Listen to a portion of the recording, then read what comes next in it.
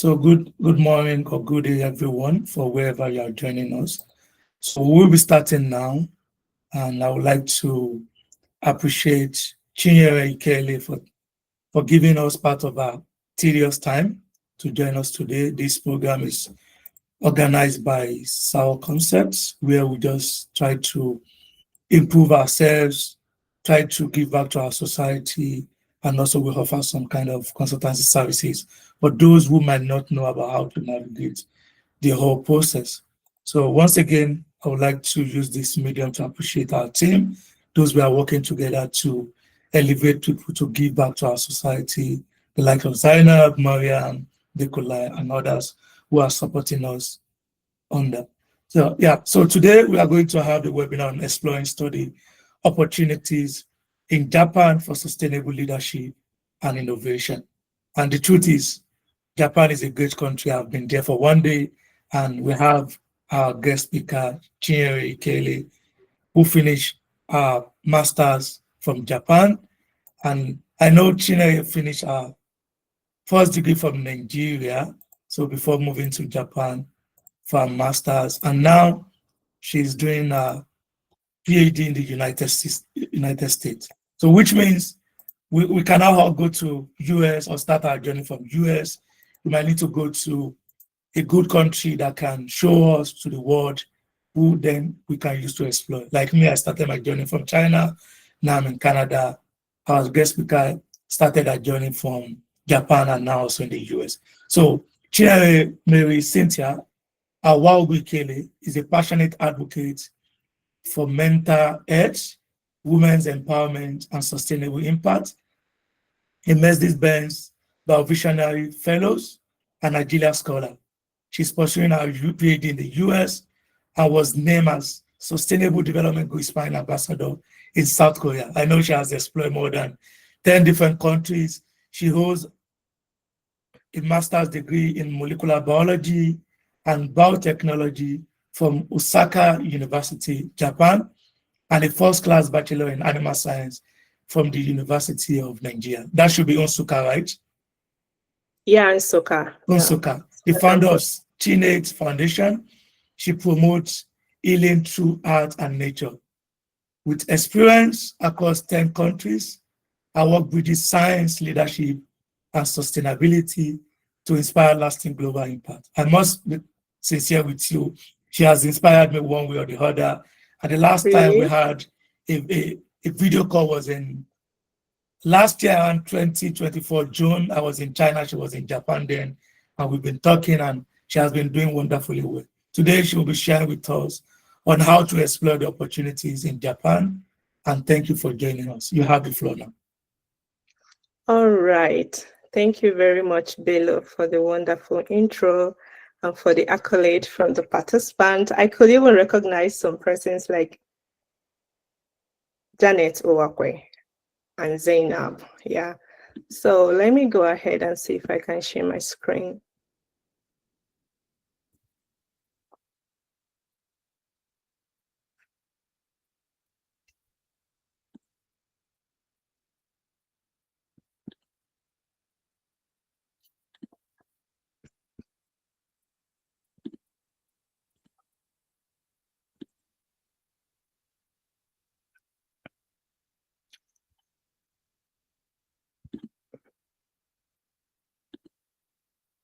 I don't know. Can you guys see my screen? Just yeah, we can see it. Okay, cool. Because a few minutes before now, I was telling how some of the challenges I do have with Google Meet, especially with large presentation sliders. All right. So today we'll be talking about exploring study opportunities in Japan for sustainable leadership and innovation, your journey to inspire others. And before I start, I normally like to do ice break, just like I would love my audience to know me, even though Bello has done a great job to introduce me. So I'm Chinyere, but normally friends call me Plethora, and I'm a Nigerian. Yeah, I love to fly my flag proudly wherever I am. I don't know if it's because of my exposure, but if one thing I've learned is that whatever height you are in life, whichever level you've attained, a person can always be traced to their roots. And that should be something you should be proud of. And like he said, I have visited 10 countries and I'm currently planning to visit the 11th. And when it comes to academics, I'm in genetics. I had my undergrad in animal science in University of Nigeria in Nsukka, and then I did my master's in integrated germline biology at the University of Osaka. Usually it used to be Osaka University, but now they renamed themselves to the University of Osaka. And aside all this chaos in the world, I love to do creative designs. Yeah. When I have a personal me time, I'm very good with designs. All right. So when you talk about Japan, like what comes to the mind is culture, sushi, language, anime, hiragana, kitagana, kanji. I mean, people dream of Japan as a dream country, and they're usually known with pesos. Yeah, they have a lot of temples. There is a place where innovation meets creativity. And I give them the thumbs up for that. And they're equally very advanced in terms of technology. And one of the routes an individual could aim to visit the world or see other countries of the world and tend to learn new things in new way could be via education. And you can achieve that through scholarship. I'll go ahead to talk about the different types of scholarship. We have the private scholarship and then the government scholarship.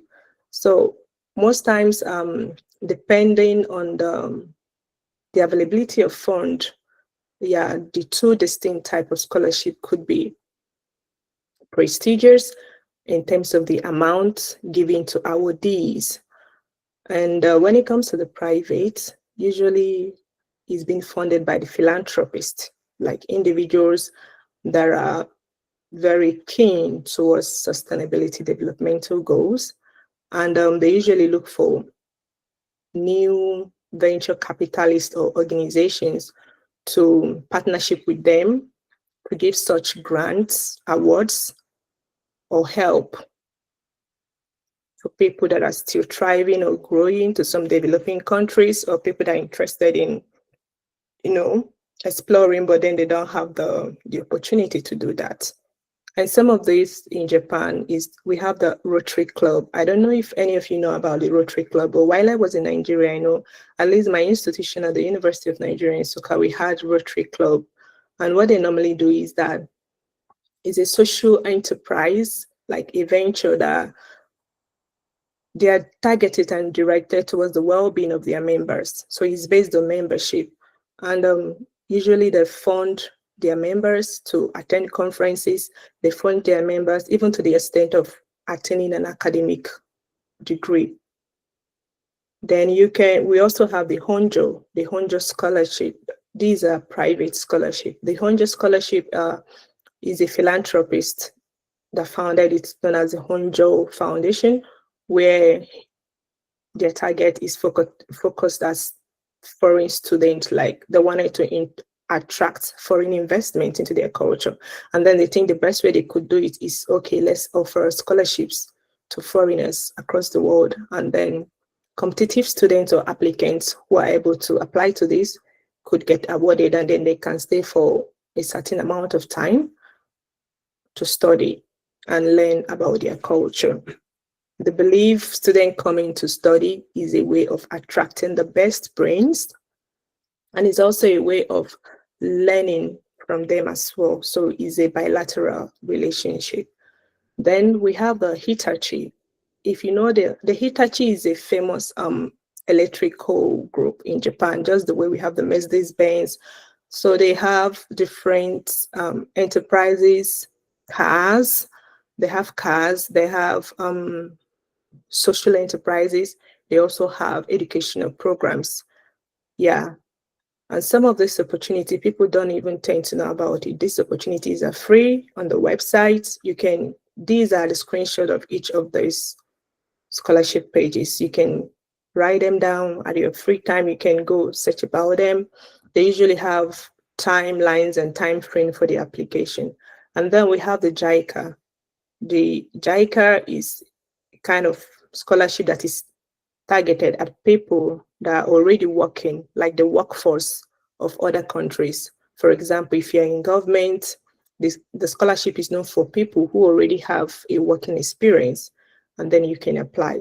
So if you've had 2 years or 3 years working experience in government, for example, in government agencies, in ministries, in NGOs, in non-profit organizations, is an opportunity for you to apply to JICA. Yeah. Then we have a body that organizes government scholarship in Japan, and this body is known as the JASO, the Japan Student Service Organization. So it's more like a collaboration and a convergence of different sub-channels to get funds from the government to aid internationals in Japan. And the first and the most prestigious is the one we call the Mombukasho Honor Scholarship for Privately Financed International Students. These ones are usually given through the academic institutions. Depending on the university that you are in, you can apply for it via your PI, your professor. Yeah, just ask them of it. And if they're interested, they can put in an application for you. Then the second, we have the student exchange program. So this exchange program is usually done every seasons of the year. Usually we have the summer exchange programs and the winter exchange program. These exchange program, they are targeted at undergrads all over the world, all over the country. They come to Japan to do a 3 months student exchange support program. Within the time frame, they go ahead to learn language writing, culture, understanding the Japanese society, and equally they share their own culture as well to the host community or to the host institution. This exchange program is usually affiliated with various institutions as well. For example, a student in ESUT in Nigeria can apply for an exchange program, and then he or she is posted to Hokkaido University or Kyoto University or Tsukuba University or Tokyo University. So that is the concept of that. And then we have the Japanese government scholarship, which is the MEX, which I'm a benefactor of. The MEX is usually highly prestigious scholarship amongst all the scholarships in Japan, and I will tell you why. And going forward, I will be giving an in-depth details on this because that is the one I have a vast knowledge on. Like, you can shoot your questions, you can ask me anything on that. The MEX stands for, actually in Japanese, it stands for Mombukasho. So when you say Mombukasho is like less welcome people. But then the inscription, the acronym is converted to MEX, which stands for Ministry of Education, Culture and Tourism in Japan. They offer scholarships to foreign students all over the world based on the country that has a bilateral relationship with Japan. So countries that doesn't have bilateral relationship with them doesn't benefit from this. And by bilateral relationship, I mean countries that are involved in 1 or 2 economic advantage, like exports duties. Japan could import some of their, made advanced products, and then the country in terms is giving back to them in one way or the other. And this is a kind of methodology where they foster relationship between country to country. The scholarship is conducted towards through embassies, like various Japanese embassies in various countries of the world that have bilateral relationship with Japan. And the funny thing about this is that no application fee is being charged. Like, you can apply from the concept of your home until you get the scholarship. Let no one tell you otherwise. You can apply for the scholarship and you can get it. It only takes information to be well informed, to make a strategic planning, and then to shoot your shots.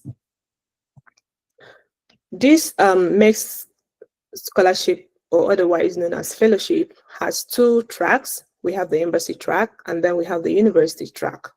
For the embassy track, I'll go ahead to succinctly distinguish the two of them. The embassy tracks, just as the name goes, they use the embassies as the channel for the application, whereas the university track, they use the university as the channel for the application. For the embassy track, you have to go to the embassy of your country. If you're from China, you should look for Embassy of Japan in China. But in this case, majority of my audience are Nigerian, so we're gonna look for Embassy of Japan in Nigeria. Just type it on your Google, and then you would see under their subcategory where they talk about a scholarship, they usually post bulletins, newsletters on how the YAYS call, they call it call for application usually goes. And for a time now, for 4 years now, they usually open up call for application, usually in May. I don't know, I didn't check. I should have checked yesterday, but I didn't check. But for the past 4 years now, I'm very certain the call is usually open in May, and then they close around August, July. Sometimes they even extend to September, depending on the flow. And for this embassy track, usually you put in an application, and you just wait. So it goes through the first preliminary check. The preliminary check is to identify candidates who to them seem to be the competitive individuals. Then after that, they invite them to come write an exam. After the exam, if you're successful, you proceed to the interview stage. And after the interview stage, you're being given a placement to select any university in Japan of your choice that you want to study. And that is for the embassy track. I'm an embassy track scholarship awardee. Then for the university track, you have to go through the university. Let's say, for example, you're interested in Kyoto University. You just go to Kyoto University. You look for PIs that are willing to accept students, and then you collaborate with the PI that you're interested in the research that you're doing, and then but you don't have funding, and that you've known that there is this scholarship called the MEST scholarship in Japan, and that you're looking forward to applying to this scholarship with his or her approval. Yeah, I know why I emphasize on that, because usually for the university's track, a strong recommendation from a PI in Japan is 75% a go that you're going to get the scholarship. And that is the way it is. And that is the way that's been for years. The guideline for this scholarship, they share similarity aside from the distinct differences I've mentioned, like the route is the differences.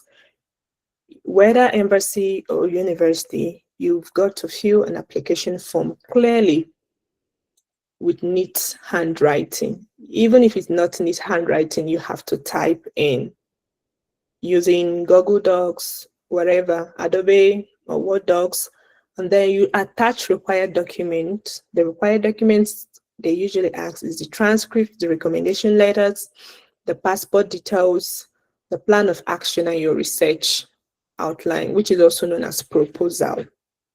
And then if it's actually the embassy, you send your documents in a physical format, like in a mail. You mail it using courier services to the embassy. And if it's even also the university, you've still got to mail your application to the university using the courier services. So for the embassy, your mail is going to the Embassy of Japan in Nigeria, while for the university, your mail is going to Japan directly to the institution. Then you await the result of a screening. Both the embassy and the university, they usually notify awardees if they've crossed the first stage. And then there is an aptitude test. For the embassy, the aptitude test is usually handwritten.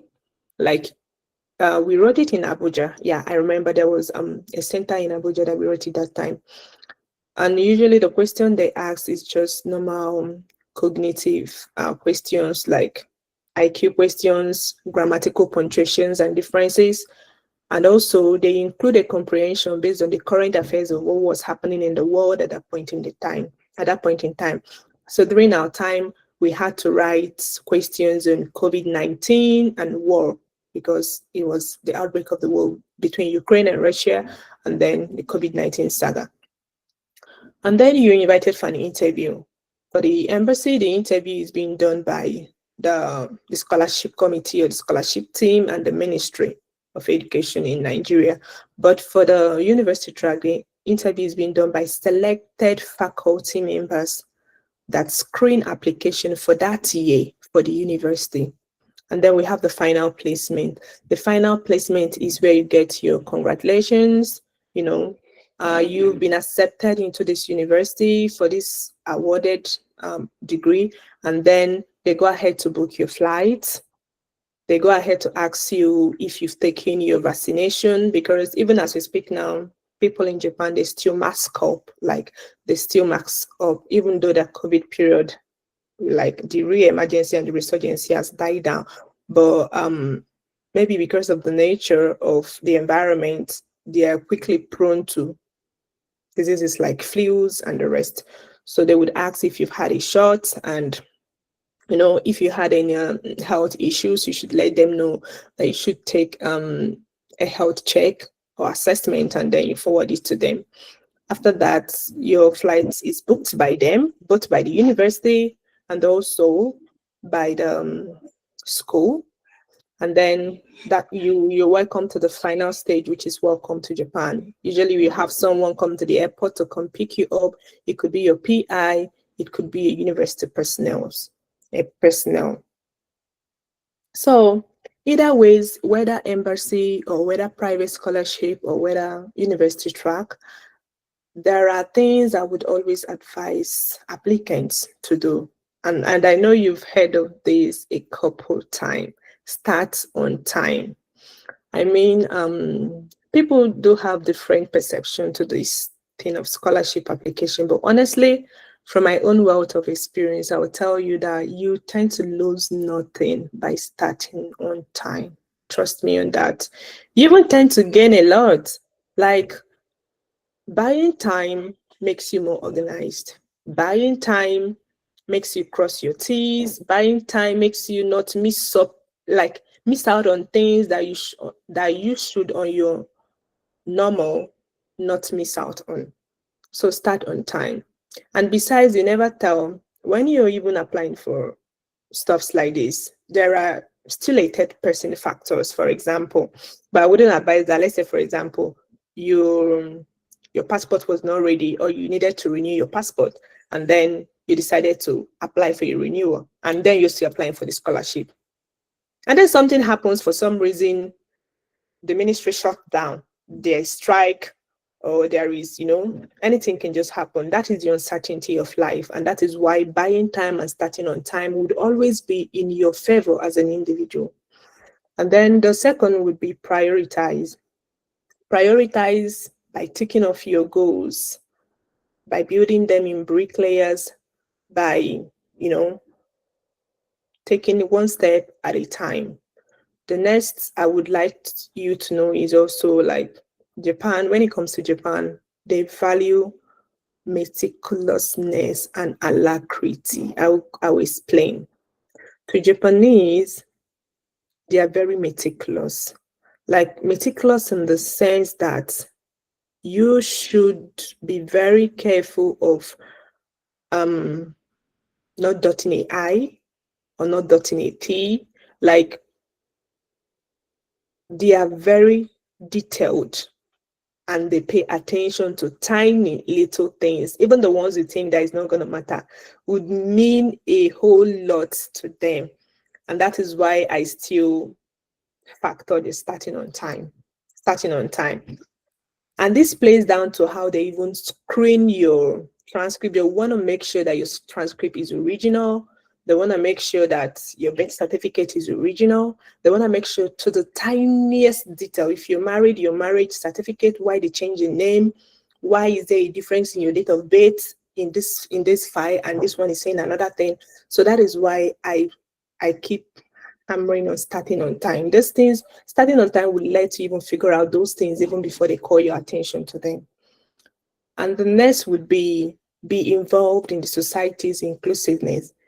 It's just like you want to go to Italy and then you don't know anything about Italy. For crying out loud, you should know that Italians are very good with spaghetti. Even if you don't like spaghetti, at least you should have the information. You should have the information. Like, you cannot claim to come to a place if for whatsoever reason, whether it's for study or for tourism or for business, and you don't have a single information about that country. I mean, it hits very hard because, like they say, ignorance is never an excuse. So you should be involved. And which leads me to the next bullet point, which is stay updated with information. So being involved is also streamlined with staying updated with information. Staying updated with information will help you know the trend of things, what is going on, when the borders are being shut, is there an outbreak of disease, what field is usually trending, is it genetics, is it biology, is it CRISPR-Cas9, is it tourism, like what is each prefecture known for? What are Japanese known for? What are their best food? Like what speaks about a culture? That is all about being updated with information, being inclusive, loving the culture. After all, you're going this place to stay for some couple of years. So you should be involved. The earlier you do that, the better for you. You should be involved. You should watch animes. You should be interested to find out this place you're going to be staying for a couple number of time or for a couple number of years. And even having this information on your fingertip, we make you maximize opportunity when they show up. Trust me, when your opportunity, you can easily maximize opportunity when you have a prior knowledge or prior information of something. You cannot not know about something and then you want to maximize opportunity out of it. It doesn't happen that way. And so I'll go ahead. Actually, I'm very happy and privileged to be facilitating this talk. And yeah, I've had a lot of trajectory, and this trajectory has actually, shaped my life, my experiences, and how I see things. And I will go ahead to share some of these opportunities with you. And yeah, aside from academics and scholarships in Japan, depending on your passion or your interest, I mean, the world is your oyster. You can be whatever you want to be. Believe you me, it all takes, of course, there should be a price. There is always a price for anything. And that is why they say nothing good comes easy. And the price is nothing other than committed effort, time, networking, finding those opportunities by yourself. Opportunities are not going to come on a platter of gold on your table. And these things happen even in the tiniest, littlest ways you cannot even imagine. You can have an opportunity in a bus. Maybe you're sitting by someone and then you start up a conversation with the person. You never know what it will lead to. Never underestimate any moment. That is one of my life principles. Never underestimate any moment of your life. And yeah, so we have various stuffs linked to sustainability. We have the Planet First Press. We have the United Peoples Global.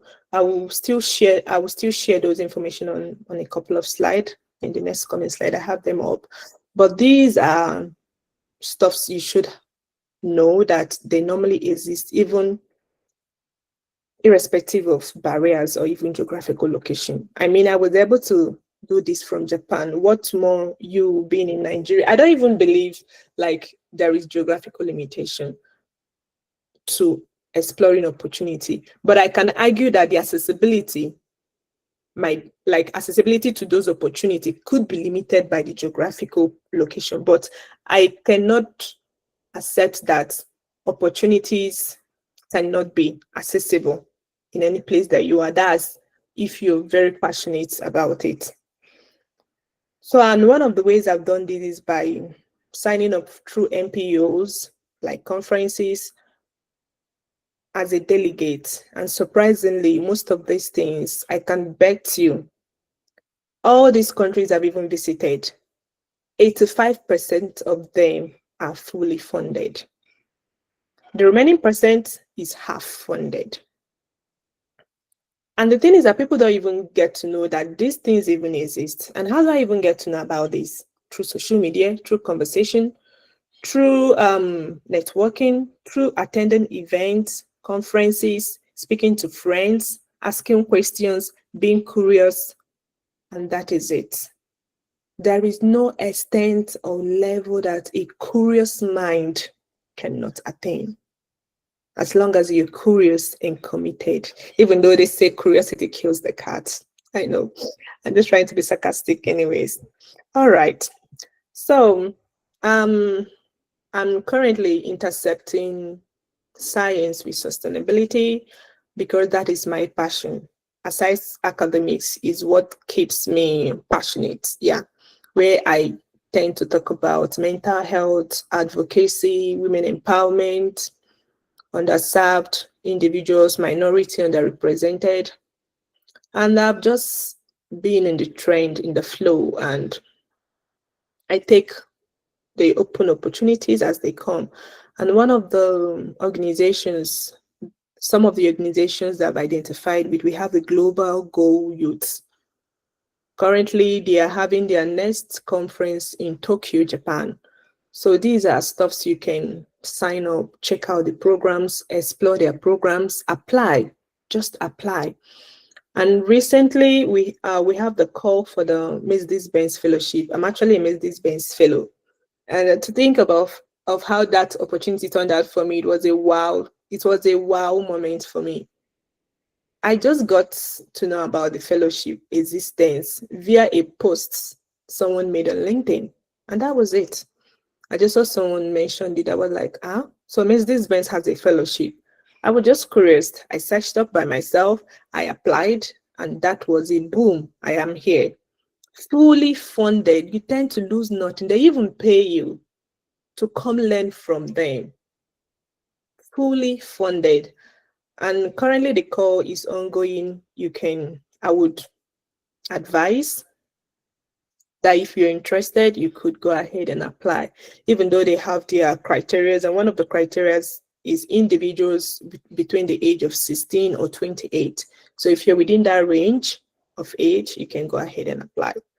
And if you're interested in addressing environmental factors, no matter how tiny it is, maybe microplastic, pollution, climate change, as long as it's linked to EcoPlanet friendly sustainability track, you're good to go. The next one I have is the Universal Youth Movement. So this one I applied as a delegate, and we had a conference in Thailand and one in Indonesia. So these things are opportunities, like they're out there crying out loud. That it's only people that, I don't know, in a way that, will I say, they're sensitive to observe them. I think that's the word I will use, because believe me, there is a lot of noise in the world, like too many noise. Even in this current age and trend of social media, AI, the noise is too much. And if you're not careful, you'll be drifted away. So that is why I'm using the word people that are sensitive enough to observe those opportunities. So that is it. You just apply, you're invited for an interview, and if you're successful, they fund you 100% funded. They sponsor your visa to the conference, usually a 1-week conference. The hotel is paid, the food is paid. I mean, they're even happy that you're coming. They want you to learn, and then you come, you pitch what you're doing. They get to, it's more like a cross communication. You're talking about your culture, you're learning from other persons, you're involving yourself, you're meeting new people, and you're exploring the world, and you're learning about different things at the same time. So you tend to not even lose anything. It only takes your time to apply.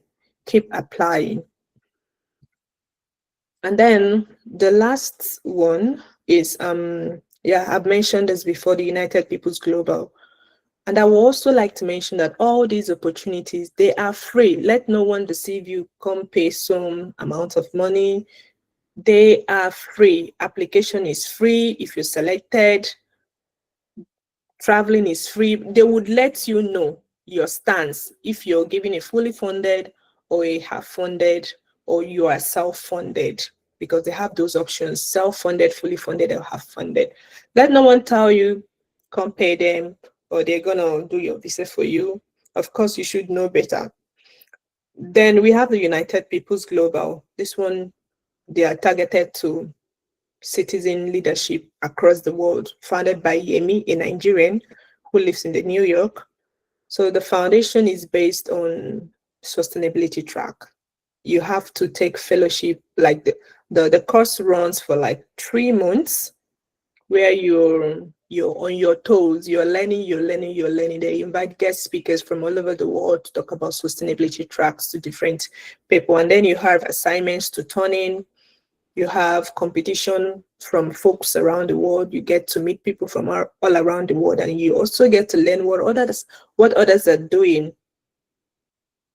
You can also ask questions and learn from people's challenges, and at the same time share your own challenges and get feedback, get insight from them, which goes a long way to help reorient your mind and improve your personal development.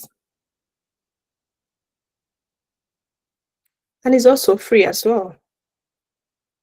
So amidst all these things, I decided to share nuggets. Like, I tag them nuggets. It's not like it's a permanent rule whatsoever. It's just things that I usually bear in my subconscious mind that has made me able to navigate my trend or trajectory. And one of them is dare to challenge the status quo. Oftentimes, challenging things open up new opportunities and horizons that are invisible. And I can tell you, yes. I mean, it's not like I'm reading a manuscript from someone. This is me giving you my life story. Like, most times when I have a gross deep instinct to try out something, even without being fully confident of it, it turns out positive. And even when it turns out negative, I learn the lesson and I move on. And that is life. You never always get things to be in your favor. But either ways, you're learning. It's a win-win.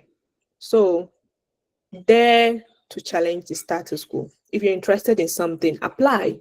The highest you could get is a no. And after the no, then what? You're not going to die. Trust me. Instead, it makes you stronger. Yeah, it makes you strong. The more you dare, the more you withstand the rejection. And the more you even open up your mind to new things. And most times, if it's positive, you're filled with self-esteem and confidence for even daring in the first place. The next would be offer to help. Givers never lack. I will emphasize on this. Like, I don't know, even though this is rooted in personality, I mean, people are different, and that is why the word variety is the spice of life. We all know that. But imagine always taking from people and never giving back. Just imagine always taking from people and never giving back. Like, what that does to you. When you give genuinely, and it's usually even rubs up in relationship with people, like in friendship. When you're trying to collaborate or network with someone, because you're benefiting or you're looking forward to benefiting something from them, bet you me, in one way or the other, it bounces back. Even though if it doesn't bounce back, it rubs off in your relationship with the person. Because no one is a dumb. They're going to know that this is not authentic. I mean, it takes more energy to be fake than to be genuine. Trust me. It takes more energy to be fake than to be genuine. So you rather be genuine in your relationship with people. And usually when you're always on the trend, like on the form of offering help, help comes naturally to you. It's one of the laws of the universe. When you offer help to people, help comes naturally to you. I mean, I cannot even describe that one. I'm even yet to understand that.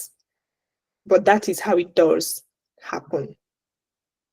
You meet up with someone, hello, I am XYYZ.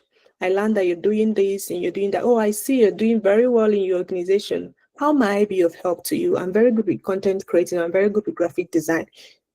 If in case you need my help, just please let me know. You don't know what that does to you as a person. You don't know what that does to your personality alone. You don't know the kind of integrity boost it gives to you as an individual. And then you think when something comes up, this person is not going to call you. So that is the way it helps. That is the way it happens. Having that reorientation of mindset, a shift in your mindset does a lot in opening opportunities and grounds for you. The next is network with a genuine mind. I have already said this. Never use people because it rebounds.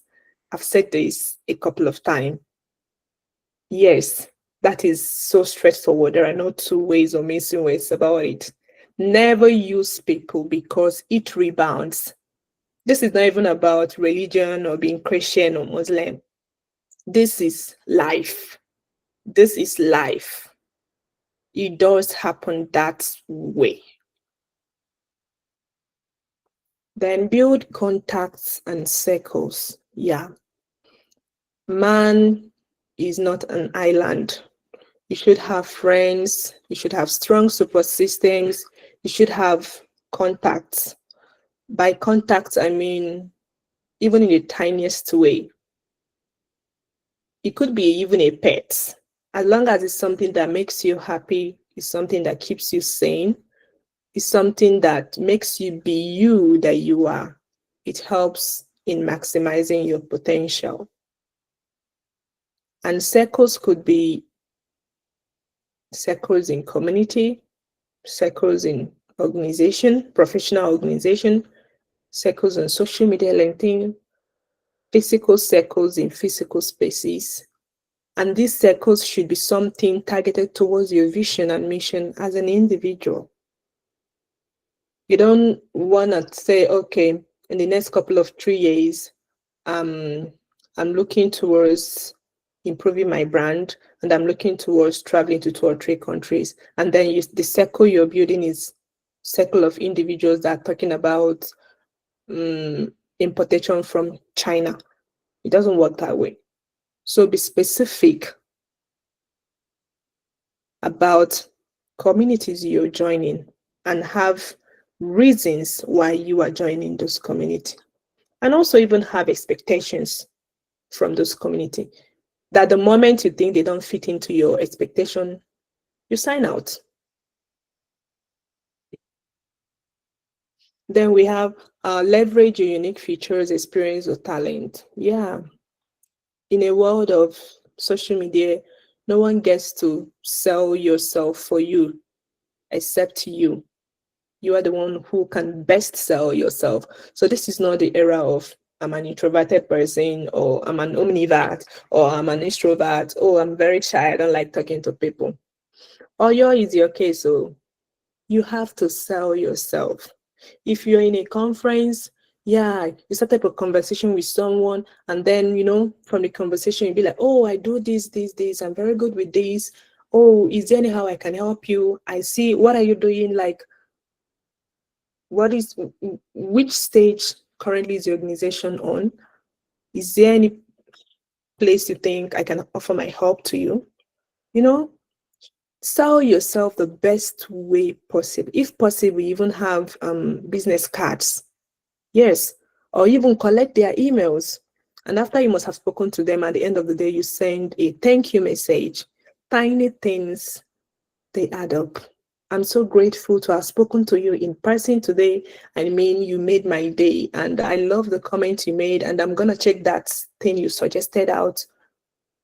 Have a very nice day, and I'll keep in touch with you some other time. These things, they go farther than you can think.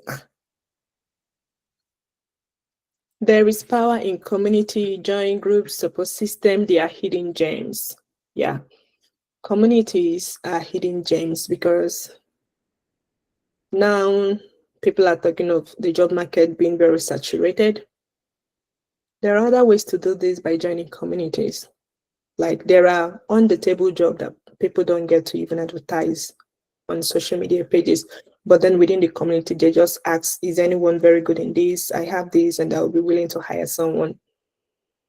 Find those communities, join them. And some of these communities could be professional organizations, Find those community. It could be Slack channels. It could even be community from LinkedIn, that you've been following someone's page, and then sometimes they shared linked on what they are doing and they are building up a channel for something. You can join. You never know. Leverage mentorship. Leverage mentorship. The farthest you can go is to fly on the wings of mentors. People who has gone through that path before you. People who has, they've seen it all. So it's even best you learn from their experience, because learning from the experience will help you navigate and avoid some pitfalls they had during their time. And it saves you time. Leverage on mentorship. And one way you can leverage on mentorship is by shooting a mail to someone who you love their profile, like you would want them to be a mentor to you, and then you keep up with them. And then one thing I tell people is that mentorship relationship is not a one-way thing. Mentor-mentee relationship is a bilateral symbiotic relationship, in a way that your mentor is giving you his or her time, and then you should be intentional in appreciating them. I'm not holding back my word. I know what I said. In appreciating them. You owe them nothing, and they owe you nothing. And appreciating them could be in little gestures, like sending a happy birthday message, happy new month message, or even if you don't have physical cash, there are tiny, tiny things you do. A shout out to them on how they've helped your life on LinkedIn, that you appreciate them a lot. A phone call go a long way, because they are also humans like you. And that brings us to the end of my talk. And once again, I'm very glad that I have to facilitate this. Thank you for your time. Thank you for being here. And you can connect with me on LinkedIn. You can ask me anything, and I'm sure to respond. Yeah. Wow. Thank you so much, Chinyere, for the wonderful talk, inspiration, information, and take-home messages. From the take-home, I would like to summarize what Chinyere discussed with us or presented to us about Japan scholarship. She said one thing that struck in my brain, like mentorship must be a bilateral symbiosis relationship. It's a game, it's a win-win. If you win, always acknowledge those who have made you to achieve that. And always remember them. Don't go to your referee only when you need them. Always keep in touch. Keep in touch with good friends, contacts, networking with genuine people that can bring you closer to your dream. And don't be a giver alone. Also be someone who gives to people. So thank you so much for that. So she talked to us about the Japanese scholarship. Like, if you want to go to Japan, you must be able to explore the language and understand the culture and their different routes, study route to Japan. She talked about the Rotary Uniyama. Sorry, I might not be right in my pronunciation because the language. So Itachi, Jika, Bumbus, Gaguso Honor Scholarship, and you talk about the student exchange support for studying Japan under agreement, and you talk about the most common one, which is the Japanese government, the maize scholarship, which can be in two forms, maybe from the embassy of Japan in your home country or the institution that you are going to. If you want to apply to the embassy, there's always a call for application. And if you want to go to the university, there might be need for you to send a code email to the professor who must be willing to supervise you before you can be nominated by the institution. And also, there is need for you to search on the university website. Obviously, most might be in Japan, but you can always use Google Chrome or even change the language to English. So the guideline for the application, you have to prepare your application document, those that belongs to you and those you need to collect from people. You need to prepare your transcript, a proposal, and you have to make this document to either the transcript to the embassy in your home country or the institution you are planning to go. And you await the screening result.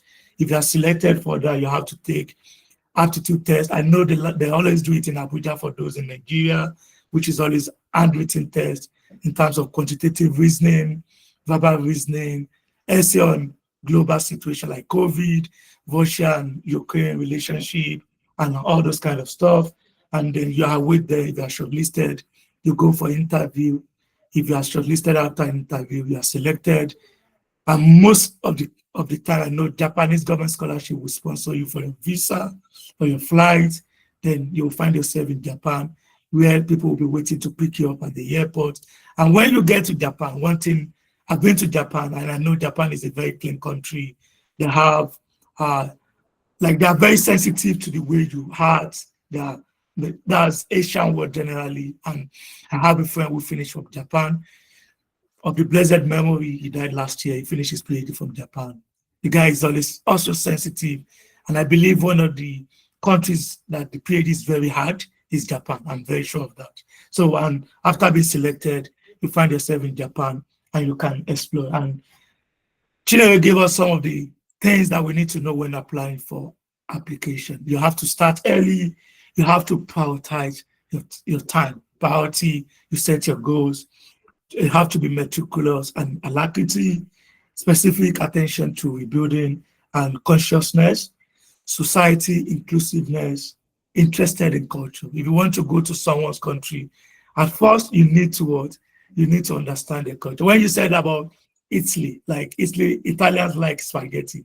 That makes me to remind when we say Italy in Chinese, that means Italian spaghetti. Even in China, a lot of people know that when it comes to spaghetti, Italians are the best in terms of that. So, and you have to stay updated. And further, she shares some opportunities that we can explore with us in terms of global goals huge. The next program will be in Tokyo. Someone asked in the chat box. You might want to just put it on Google and you'll find the link. They have the Mercedes-Benz Fellowship, which Chinere is one of the fellow. You feel free to connect with her. And also the application is ongoing. The Universal Youth Movement, the United People's Global. And she shares some nuggets with us, challenging the status quo, offer to help, give us never lack. Thank you for that. Networking with genuine mind, never use people, it will bounce. You have to keep, when you get something for people, you have to acknowledge them. And that always reminds me when I could not finish my acknowledgement of my PhD at 3 pages. I feel like, should I write more then? Oh, I have to stop here. Build content and circle, leverage your unique feature. There is always a potential in everyone. We have to know we have to identify our skills, our potential, and our talent, and we can build on that. There is power in community and what? Leverage on mentorship. And I said earlier, she is part of my mentors directly or indirectly. I've gained 1 or 2 things from her, and I'm still gaining from her. Thank you so much, Chinere, for sparing us our time despite your hectic schedules. We are really grateful. On behalf of our team, the Sour Concept, we sincerely appreciate your time and we wish you all the best in your new day. Please, if there is any question, you can unmute yourself and ask, or you send in the chat box. Thank you.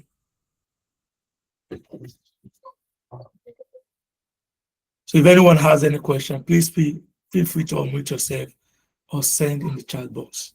Thank you.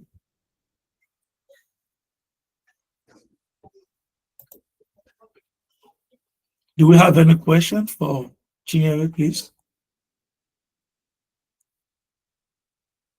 Whether on navigating the fellowship application or Japanese government scholarship, we are free to ask. Sorry, may I have a question for you? Okay. Can I go ahead? Yeah, So you like, can.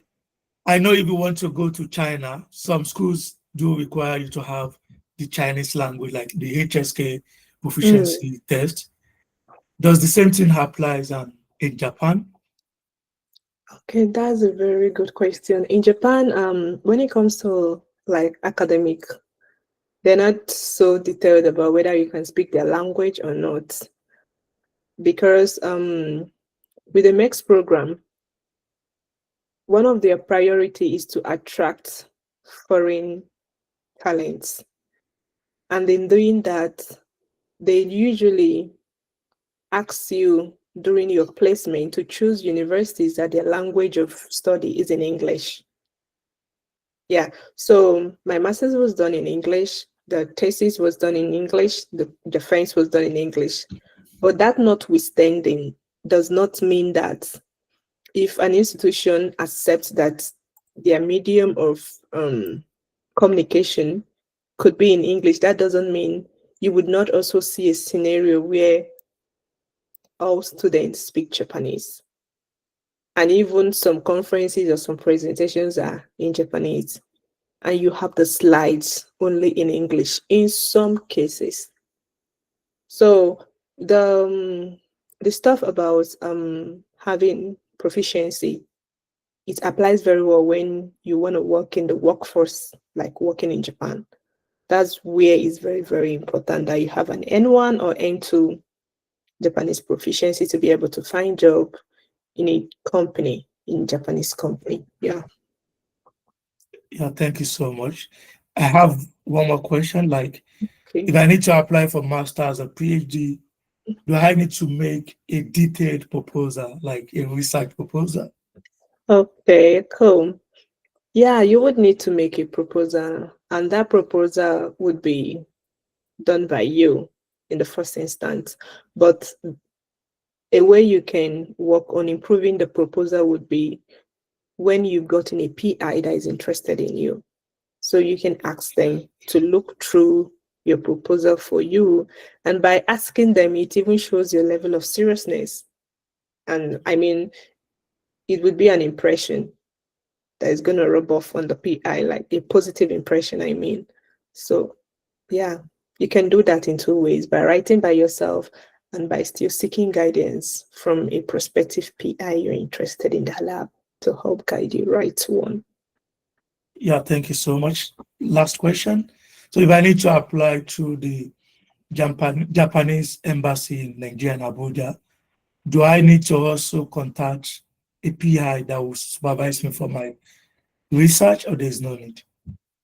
There is no need because, like, the embassy is most, once you're awarded an embassy scholarship, they're seeing you as an ambassador of your country. So the PIs will even be the one looking for you. Like, they scout for those persons because, I mean, it's free labor to them. That's the way it is because you're being paid by the government. They're not the one paying you. So in a sort of a way, they love it because it's free labor to them, even though it's their government that is paying you. If you get the concept of what I mean, like in terms of funding a lab.